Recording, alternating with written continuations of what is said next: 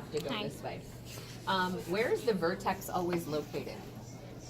The bottom extreme. The same y coordinate as Oh, on the axis of on the y axis. So it's going to be, if your focus is here, you're going to draw a perpendicular line to the directrix, and it's always the midpoint. So if the directrix is here and the focus is here, you're still going to draw that along a perpendicular, and it's going to be the midpoint. This one is just going to open down, and this one is just going to open up. So a little bit of algebra you have to remember here. The axis of symmetry is going to be x equals h, because that always goes through the vertex. You remember that from last year.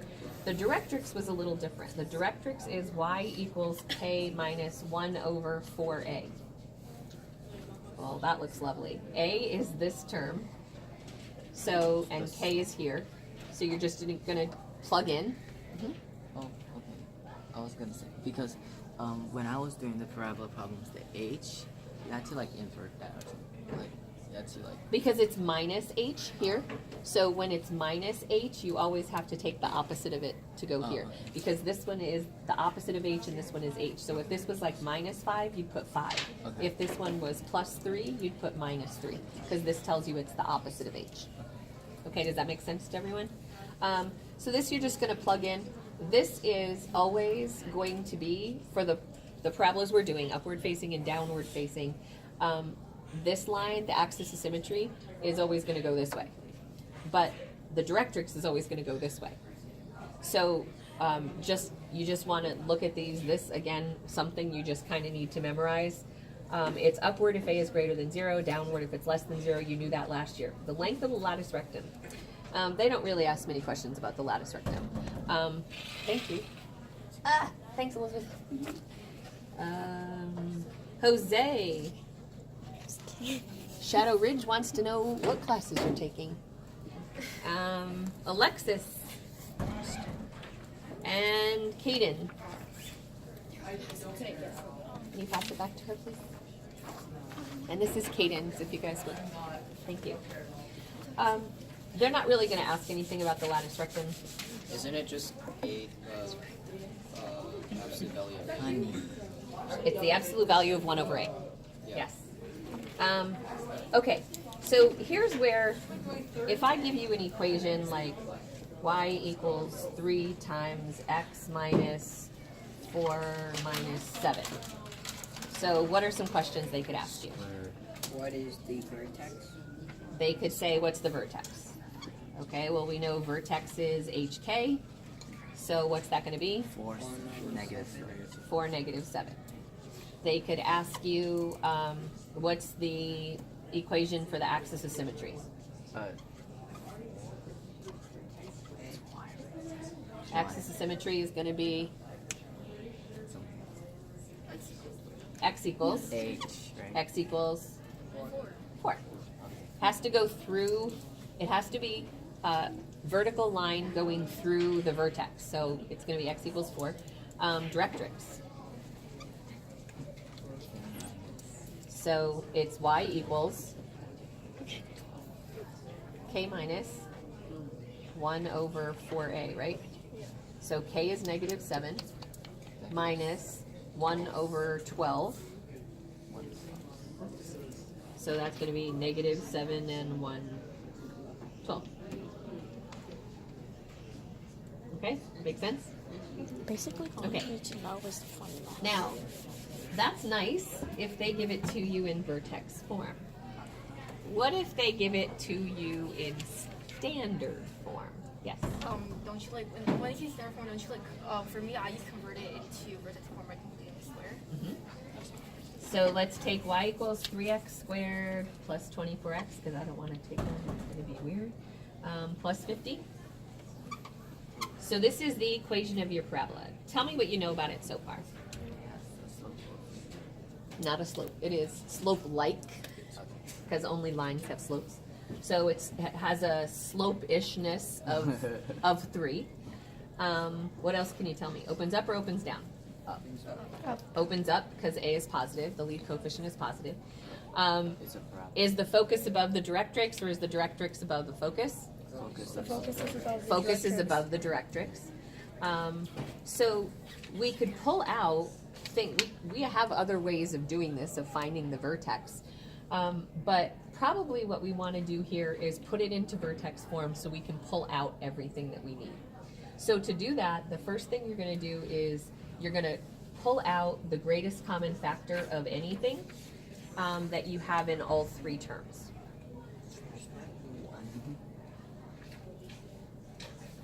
Oh, actually, we just do the first two terms, sorry.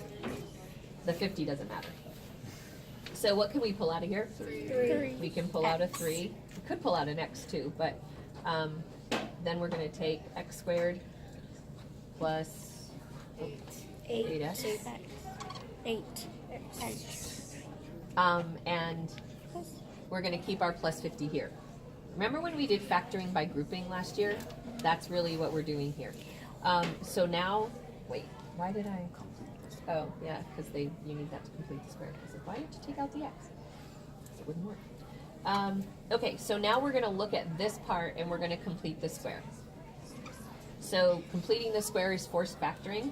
So we're going to do x squared plus 8x, and we're going to figure out what do we have to put here in order to make this work. So we do what with this? Divided by 2 squared. Divide it by 2 and then square it. So dividing it by 2 gives me 4, squaring it gives me 16. So I'm going to add 16 here. But that 16 is actually being multiplied by a 3. So then I'm going to subtract 3 times 16 over here because I can't change the equation. So if I'm adding 3 times 16 here, to keep it balanced, I have to subtract 3 times 16 because it has to make a 0. Does that make sense? Okay, so now I'm factoring this part. So I get 3 times, what's that going to be? X plus 4. X plus 4, quantity squared. And then I've got 50 minus, okay, 2. so plus 2. So now it's in vertex form. So now what's your vertex? Negative 4, 2. Vertex is negative 4, 2. Because remember, this is h opposite of h here. What is your axis of symmetry? Negative. X equals negative 4. And what is your directrix? It's going to be y equals k minus 1 over 4a. 1, So- 11, 12. So k is 2 minus 1 over 4 times 3. So 2 minus 1/12. 1 and 11. So it's going to be, 1 and 11/12. Y equals 1 and 11/12. That's what you need to be able to do. The hardest part is completing the square. What's going to make you better? Practice. What's going to make you better at pulling out the vertex and the axis of symmetry and the directrix? Practice. Does it ask you about the focus? I don't. Oh, maybe. Might ask you what the focus is. There's a couple of ways you can figure out the focus. You can memorize what's here. But if you figured out what the directrix is, and you know where your vertex is, then you just need the midpoint. So if you knew that this was negative 4, 2, then you would know that this one was negative 4, 1 and 11/12. And all you'd really have to find is, oh no wait, that's going to be halfway. So you have to find this point up here. If that's the vertex, then the focus is going to be up here. So you would just have to work with those 3 points. It's always going to be on a vertical line. So it's easy enough to work with that way. Or if you like memorizing, just memorize the formula. There's a lot of memorizing for this test. There's a lot of things you're going to have memorized. So I would definitely make some kind of a study guide or a practice sheet for yourself that while you're driving to school in the morning or driving home in the afternoon, you can be looking at it and getting it in your brain. Don't try to cram it all in right before, because that's gonna hurt. Your brain's not gonna like it.